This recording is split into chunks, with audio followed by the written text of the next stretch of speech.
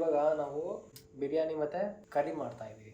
First ಮ್ಯಾರಿನೇಷನ್ಗೆ ನಾವು ಚಿಕನ್ಗೆ first garlic paste ಹಾಕೋದು, ಶುಂಠಿ ಬೆಳ್ಳುಳ್ಳಿ ಪೇಸ್ಟು, ಶುಂಠಿ ಬೆಳ್ಳುಳ್ಳಿ ಹಾಕೊಂಡು ಸಾಲ್ಟ್ ಹಾಕೊಂಡು ನೆಕ್ಸ್ಟು ನಿಂಬೆಹಣ್ಣು. ಇದು ನಿಂಬೆಹಣ್ಣು ಜ್ಯೂಸು ಆರ್ಟಿಫಿಷಿಯಲ್. ಇದು ಹಿಂಗೆ ಮಾಡಿ ಒಂದು 15 ನಿಮಿಷ ಬಿಟ್ಕೊಡೋದು. ಬಿರಿಯಾನಿಗೆ ಬೇಸ್ ತಯಾರು ಮಾಡ್ಕೊತಾ ಇದ್ದೀವಿ.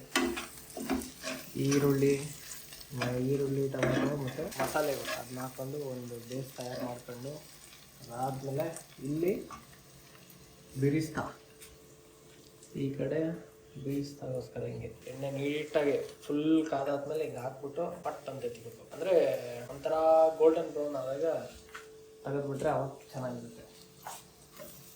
ಇಲ್ಲ ನೀವು ಅಲ್ಲೇ ಕಪ್ಪಾಗೋವರೆಗೂ ಬಿಟ್ಟರೆ ಮಟೆ